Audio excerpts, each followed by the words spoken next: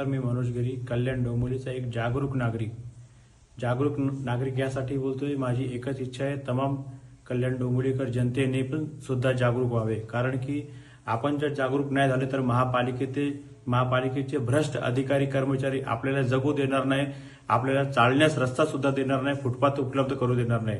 महापालिकेचे आयुक्त महोदय फक्त टॅक्स घेण्यासाठी त्यांच्या अधिकाऱ्यांना प्रेशर आणतात, परंतु त्या टॅक्सच्या अगेन्स्टमध्ये सुविधा देण्यासाठी त्याच अधिकाऱ्यांना प्रेशर का देत नाही।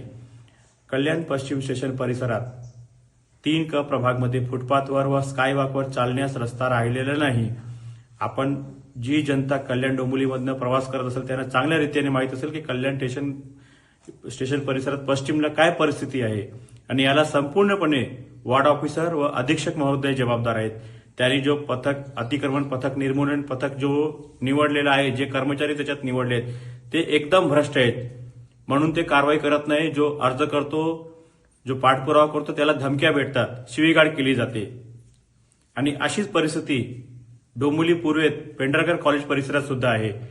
पेंढारकर कॉलेज परिसरात गल्लीत पेंढारकर कॉलेज आणि समोर असलेल्या सिटी मॉलच्या मधून जो रस्ता गेलेला आहे, त्या रस्त्यावर संध्याकाळी आपण कधीही 7 आणि 9च्या मध्ये जर प्रवास केला तर मुंगीसारखे माणसं दिसतात। एवढी अतिशय मोठ्या प्रमाणात वाहतूक कोंडी असते। त्याला एकच कारण आहे, रस्त्याच्या दोन्ही साईडला हातगाड्या लागलेल्या असतात। याबाबत मी 10 प्रभाग सहाय्यक आयुक्त साहेबांना भेटण्याचा 3 ते 4 वेळा प्रयत्न केला, पण साहेबांना माझ्यासाठी वेळ नाही। कारण की मी त्यांना डोकेदुखी देतो, त्यांना सांगतो, त्यांना रिक्वेस्ट करतो, विनंती करतो की साहेब हा रस्ता मोकळा करून द्या, म्हणून त्यांना वेळ नाही।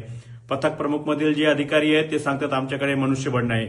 मनुष्यबळ कोणाकडे नाही, म्हणजे फक्त नागरिकांना जिथे समस्या असेल, काय प्रॉब्लेम असेल त्यासाठी मनुष्यबळ नाही। मनुष्यबळ तुमच्यासाठी खास आहे, टॅक्स वसुलीसाठी का। कृपया माझी एकच विनंती आहे की माझ्यासारखे प्रत्येक कल्याण डोंबिवलीकर जनतेने जागरूक व्हावे व आपले हक्क निवडावे।